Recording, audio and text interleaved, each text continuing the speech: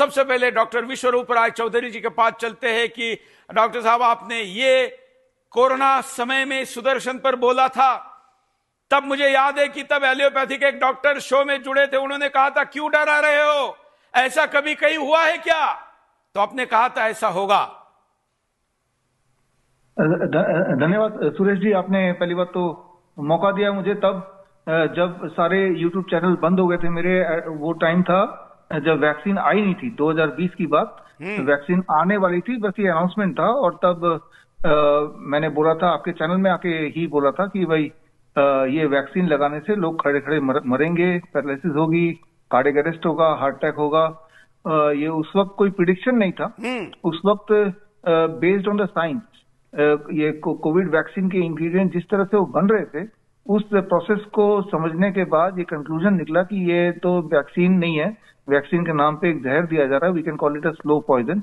और बाद में अब ये साबित हो गया, टीटीएस थ्रोम्बोसिस साइटोपिनिया, जो कि अब यूनिवर्सली साबित हो गया, ये एक्सेप्ट हो गया है कि इसी की वजह से हार्ट अटैक या कार्डियक अरेस्ट ये सब हो रहा है।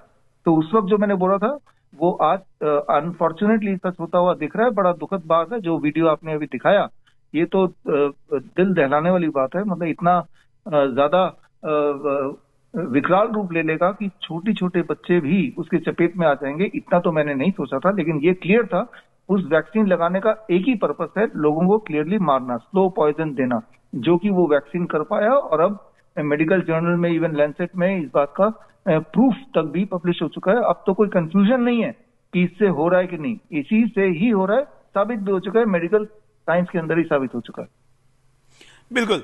और जिस प्रकार की ये पूरी संख्या है, ये संख्या का कोई आंकड़ा मेंटेन नहीं किया जा रहा है, क्योंकि वैक्सीन के कारण मरे इसका सबूत नहीं, ऐसा बहाना दिया जा रहा है। फार्मा लॉबी बहुत अमीर और बहुत शक्तिशाली है, कोर्ट पर भी दबाव बनाती है और बाबा रामदेव जैसे व्यक्ति को भी कटघरे में कई बार खड़ा करवाने की ताकत रखती है, किसी पर भी एफआईआर करवाने की ताकत रखती है। इस कारण डाटा भी एकत्र नहीं किया जा रहा है, उसका ये भी चिंता का विषय है। डेफिनेटली यस, वो जानबूझ के नहीं किया जा रहा है ताकि कोई सबूत ना रहे। लेकिन अगर हम देखें तो जो मेरे हिसाब से नॉर्मली जितना हार्ट अटैक होता था उसके करीब 100 गुना, नॉट प्रतिशत, 100 गुना ज्यादा हार्ट अटैक के केसेस आ रहे हैं। और सिर्फ ये हार्ट अटैक की बात नहीं, डेथ की बात नहीं, सारे लोग नहीं मरते हैं इस वैक्सीन से। इनफर्टिलिटी है, कैंसर का रफ्तार कई गुना बढ़ गया है, इम्पोटेंसी कई गुना बढ़ गई है, diabetes, chronic kidney failure, sudden kidney failure, acute kidney failure, ये कई गुना बढ़ गया सडनली। मतलब कल तक जो हेल्दी था अचानक ही देखने को मिला। तो ये सारी चीजें तो है ही हैं। बिसाइड जो मर गया वो तो बच गया एक तरह से, कि वो चला गया दुनिया से, लेकिन जो है और इसकी वजह से वो बीमार है और बीमारी झेल रहा है, तो वो उसकी तादाद कई गुना है, कई ज्यादा उसकी तादाद है, जो कि लोग फील भी करते हैं, एक्सपीरियंस करते हैं। तो ये भी आज का सच है। और इसमें आप जैसे लोग सुदर्शन न्यूज आवाज उठाएगा तो आई एम श्योर कि जो डेटा मेंटेन वाली बात है वो आने वाले दिनों में उसकी भी शुरुआत होगी। एक मुहिम जरूर चलेगा। एटलीस्ट एक सबक मिल गया सबको कि आगे से इस तरह के षड्यंत्र को हमें भांपना है और उसके लिए पूरी तरह तैयार होना है, लड़ना है उसके लिए। सुदर्शन छोड़ के तो खैर कोई भी इस विषय पर शो ही नहीं कर रहा है। आप जानते हैं कि फार्मा लॉबी के दबाव में कोई इस पर बोलने को तैयार नहीं है। देखिए, भारत की बात तो छोड़ ही दीजिए, जहां तक मैं जानता हूं पूरे दुनिया में जितना भी मेन स्ट्रीम चैनल बोले, जैसे आपका है, मैंने नहीं देखा किसी मेन स्ट्रीम चैनल ने इस मुद्दे को उठाया, ना तो तब उठाया ना अब उठा रहे हैं।